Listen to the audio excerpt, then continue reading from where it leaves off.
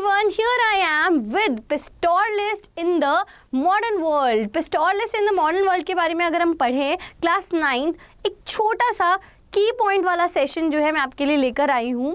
Pastoralist की अगर हम बात करें तो पेस्टोरलिस्ट कौन थे, ठीक है, मॉडर्न वर्ल्ड क्या है, तो फॉरेस्ट सोसाइटी एंड कॉलोनियलिज्म हमने पढ़ा, उसके की पॉइंट्स देखी.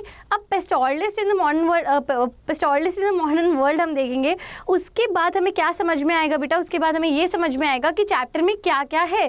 चैप्टर की एक छोटी सी स्टोरी हम इसको कह सकते हैं, ताकि हम डिटेल्ड चैप्टर एक्सप्लेनेशन जब करें तो हमें पहले से स्टोरी पता हो कि ओ, ताकि हमारा इंटरेस्ट भी बिल्ड होता रहे. Okay, so yes everyone, pastoralist, the goats, sheep और cattle farmers are known as pastoralist. कौन होते हैं पेस्टोरलिस्ट? हमने कहा pastoralist in the modern world.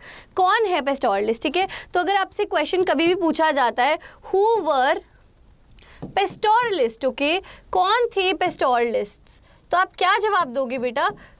Goats, sheep या कैटल, इनके जो फार्मर्स होते हैं, ठीक है, ऐसे फार्मर्स जिनके पास गोट्स है, शीप है, कैटल है, उनको हम पेस्टोरलिस्ट कहते हैं, ठीक है.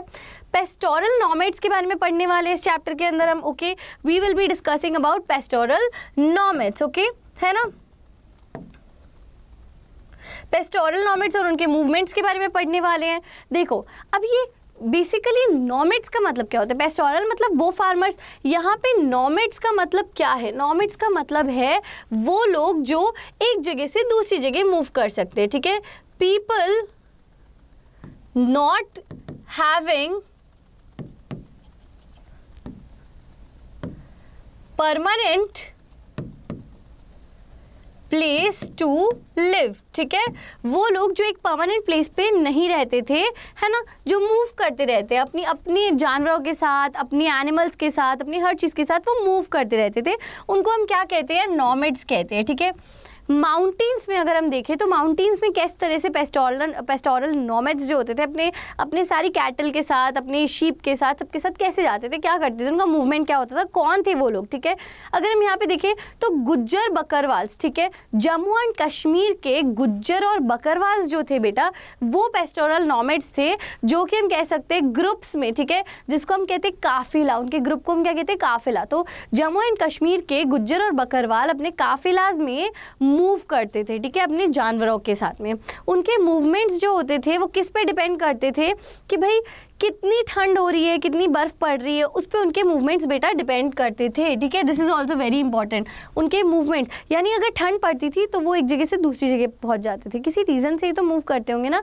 उनके पास परमानेंट प्लेस नहीं है मूव करने की, वो एक जगह से दूसरी जगह मूव करते हैं. दे change places, they change their places. Nomads है, बंजारे हैं, ठीक है. तो वो क्यों मूव करते हैं? ऑब्वियसली एक जगह पे उनका कंफर्ट छूट जाता होगा, उनके रिसोर्सेज खत्म हो जाते होंगे, तब वो दूसरी जगह जाते हैं. Right, understanding my point now. Winters में अगर हम देखें तो जो माउंटेन्स होती है वो बर्फ़ से, पूरी तरीके से बर्फ़ से अगर हम कहें तो भरी रहती हैं, ठीक है, स्नो से भरी रहती हैं, है ना. लेकिन अगर हम बात करें तो जो आपकी वैलीज़ होती है वो कंपैरेटिवली थोड़ी सी कम ठंडी होती है. ठंडी तो वो भी होती है पर कम ठंडी होती है बर्फ़ वाले पहाड़ों से. तो गुज्जर्स क्या करते हैं? वो नीचे चले जाते हैं, लो हिल्स पे चले जाते हैं, जो कि शिवालिक रेंज में. शिवालिक रेंज नीचे वाले हैं ना, हम कह सकते हैं वैलीज़ में चले जाते हैं, ठीक है, नीचे के पहाड़ों में चले जाते हैं. ऊपर के पहाड़ों में बहुत ठंड होती है. On the onset of summer, जब गर्मियाँ होती है, जब बर्फ़ पिघलती है, तब ये वापस माउंटेन्स में चले जाते हैं, क्योंकि वहाँ पे हल्की हल्की ठंड होती है, वहाँ पे अच्छा लगता है ना, प्लेजेंट वेदर होता है, तो वहाँ चले जाते हैं. क्यों? क्योंकि वो एरियाज़ बर्फ़ हट जाती है, तो वो एरियाज़ पूरे की पूरे बर्फ़ होगी, तो देखो इनको ठंड भी लगेगी और इनके जानवरों के खाने के लिए ग्रास भी नहीं बचेगी, ठीक है. तो यहाँ पर जैसे ये नीचे आते हैं तो इनके जो एरियाज़ होते हैं नीचे जब होते हैं, अब वहाँ गर्मी पड़ने लगी तो ये ऊपर जाते हैं. ऊपर एकदम लश ग्रीन, है ना, ग्रीन सा हम कह सकते हैं एरिया होता है. ये पेस्टोरलिस्ट जो होते हैं ये वापस माउंटेन्स को मूव करते हैं फिर से, ठीक है, गर्मियों में. तो सर्दियों में यहाँ पे देख लो, यहाँ पे मैं इनका मूवमेंट लिख देती हूँ. समर में इनका मूवमेंट जो है ऐसे देख सकते हो आप, समर और विंटर के अकॉर्डिंग हम ऐसे चेंज कर सकते हैं. तो समर में ये मूव करते हैं, कहाँ मूव करते हैं? समर में ये मूव करते हैं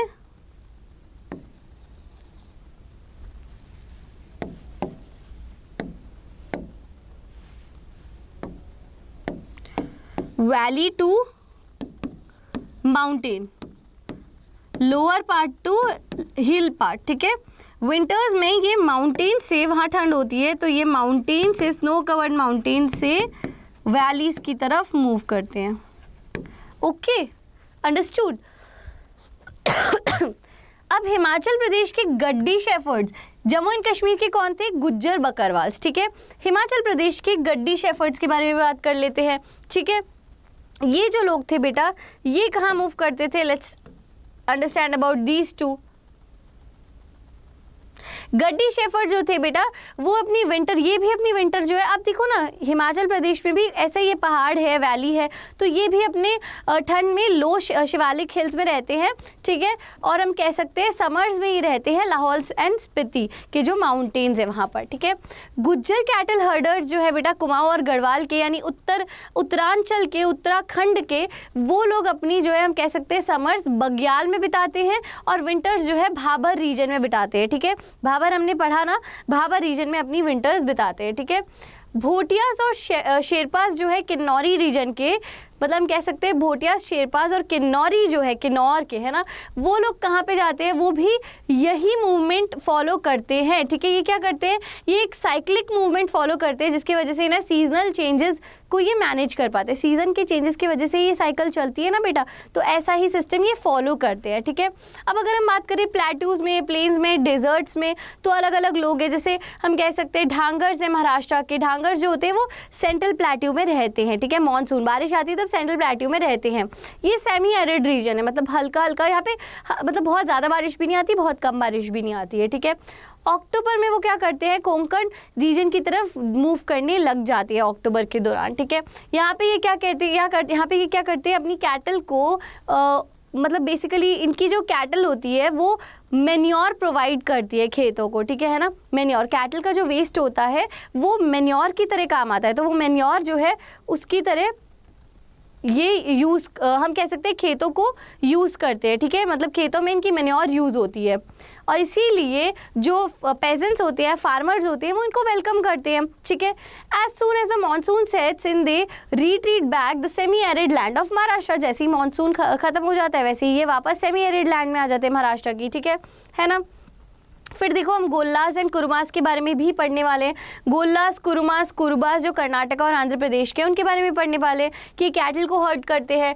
कुरुमास, कुरुबास जो है वो शीप और गोट्स हम कह सकते हैं कि साथ साथ में बुनी हुई ब्लैंकेट्स को भी क्या करते हैं? सेल करते हैं, ठीक है। ये कहाँ रहते हैं? वुड्स के पास रहते हैं ड्राई पीरियड्स में, ठीक है, जहाँ पे जंगल होते हैं वहाँ पे रहते हैं और कोस्टल ट्रैक्ट्स पे मूव करते हैं, ठीक है। बंजारास जो होते हैं बेटा, उत्तर प्रदेश के, पंजाब के, राजस्थान के, मध्य प्रदेश के, मेरे लिए बंजारास कॉमन वर्ड है क्योंकि मैं राजस्थान से हूँ, है ना। महाराष्ट्र के ये लोग जो होते हैं बेटा, ये लंबे लंबे एरियाज़ पे जाते हैं और ताकि इनको अच्छी पैस्चर लैंड मिल जाए, ऐसी लैंड मिल जाए जहाँ पे अच्छा हम कह सकते हैं पैस्चर मिले इन्हें, ठीक है ना, यानी घास बेसिकली इनके पशुओं को चरने के लिए कुछ मिले, ठीक है, आहार मिले। राजस्थान में रायकास है बेटा, ठीक है।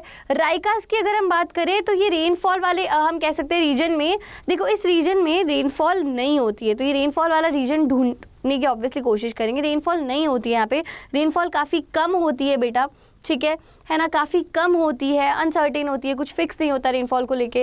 ये क्या करते हैं? कल्टिवेशन को पेस्टोरलिज्म के साथ में कनेक्ट करते हैं, यानी पेस्टोरलिज्म भी करते हैं, पशु भी रखते हैं, साथ साथ में एग्रीकल्चर भी करते हैं, ठीक है ना। साथ ही साथ में अगर हम देखें कि इनका बेसिकली इनकी जो ग्रेजिंग ग्राउंड्स होते हैं वो ड्राई हो जाते हैं बहुत जल्दी, ठीक है। तो जहाँ जहाँ भी ड्राई होते हैं वहाँ से ये ग्रीनर एरियाज़ की तरफ मूव कर जाते हैं, ओके। पेस्टोरल लाइफ की अगर हम बात करें, their sense of judgement to know how long one must stay in an area to know where they could find food. देखो इनकी लाइफ का पर्पस देखो, ठीक है। इनको देखना होता है कि ये कहाँ पे कितने टाइम तक रुक सकते हैं। दूसरी चीज़ कि कहाँ पे कितना इन्हें फूड मिलेगा, कितना इन्हें वाटर मिलेगा, है ना।